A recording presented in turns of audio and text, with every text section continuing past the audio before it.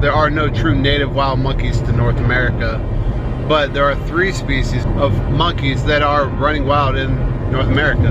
And they're all 3 here in Florida. Yeah, I mean, why are there monkeys here? They're not native. I don't know why they're here. There's 2 of them though. At that time, I thought seeing 2 monkeys in the wild was the most amazing footage I would ever capture. I had always thought you would have to travel to South America or some faraway place. That experience guided me on a detour to learning more about the monkeys that live here in Florida. In fact, there are 3 different species of monkeys that all live here in Florida. And oddly, very few people had ever heard of the wild squirrel monkeys that lived at the Bonnet House. Shocked, and was I wrong? That footage of the last squirrel monkeys I saw jumping from tree to tree was nothing compared to the footage I captured with my new camera. Since as far back as I can remember, wildlife was a thing for me. If y'all get a good look, it's a nice palish white to point. Alright, this is a venomous snake species. I stumbled upon 3 squirrel monkeys in the remaining wilds of Florida. But this time, it will be different. I've been planning a trip to capture footage of the macaques that also roam the wilds here in Florida. This way? Okay. We're going to go there and we're going to try to photograph and film as much of them, if any, as possible. And Google Maps actually brought me right through the neighborhood. Right onto Florida 40 West, then turn right. It is like a theme park. This is the entrance to Silver Springs. Wow.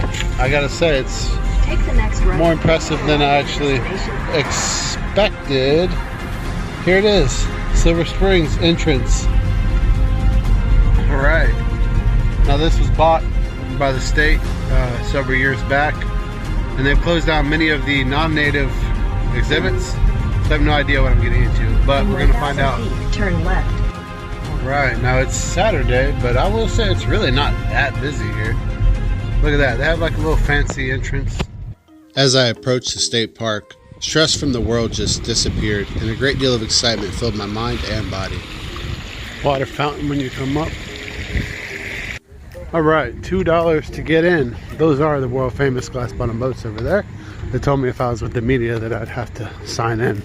But y'all already know I'm not with the media. I am the media. Silver Springs has a long and deep-rooted history. As far back as the 1800s, it was used to transport various goods from steamboats to locomotives. And glass-bottom boat tours of the springs began in the 1870s. There's a glass-bottom boat coming in to the dock now. Look at this place.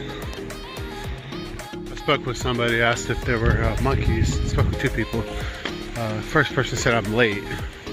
She worked here.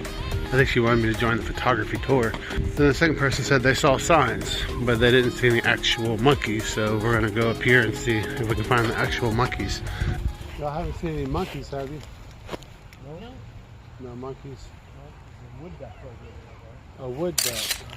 So we walked to one end of the park, and then I spoke to some people and they said, no, you need to go to Ross Allen's Boardwalk, which is on the opposite end of the park. So I'm walking back across the park, alongside the Silver River. There's an anhinga flying right there. To go see Ross Allen's Boardwalk, which allegedly, they always hang out there. Somebody could have just told me that. I know the people who worked here knew that. Ross Allen's Boardwalk is over there. Ross Allen's Boardwalk. Silver Springs was the first tourist attraction in Florida, and the largest artesian spring in the world. Basically, the spring is a huge fissure in the bedrock that allows water to leave the aquifer and travel downriver. This is the headwaters to the Silver River, eventually meeting the Ocklawaha, then the St. Johns River, finally connecting with the Atlantic Ocean. This is important that these connections are made because migratory species like mullet and manatees return to the springs every year in order to stay warm, as the spring waters remain a consistent 73 degrees Fahrenheit. This is where the glass bottom boats come pick you up right over there. Of all the years I've been here, it took me 40 years, guys, actually to see the first manatee. And in the last year and a half, I've seen over 50.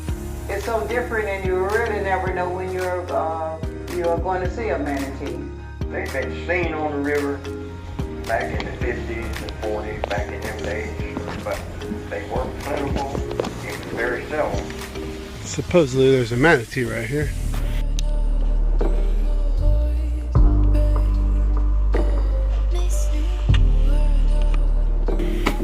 And there was actually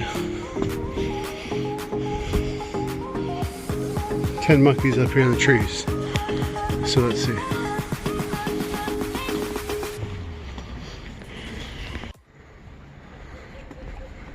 I hear an owl.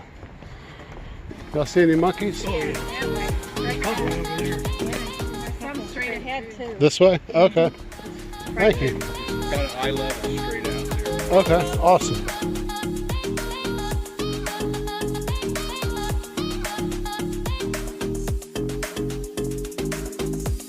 There's one right there. See him in the tree right there? Oh my goodness, it's a monkey. Quick, I gotta capture this.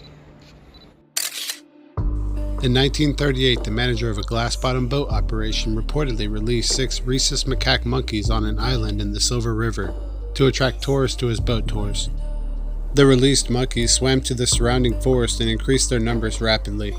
Rhesus macaques are an old world species of monkey that are not protected or endangered.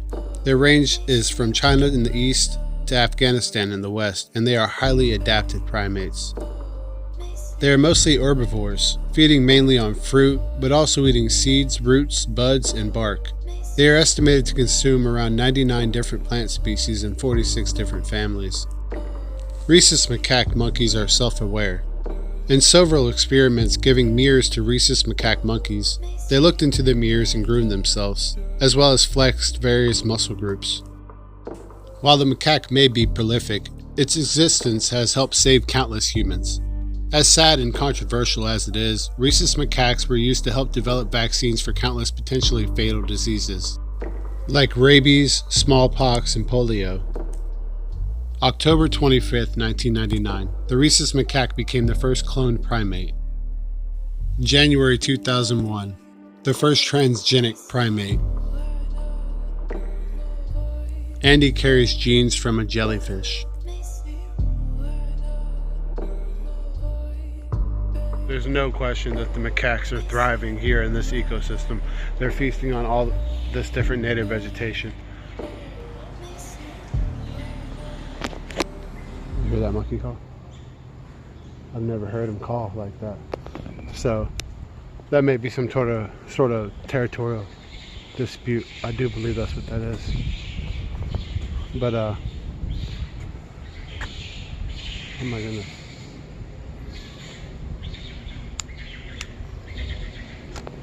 It's right out there.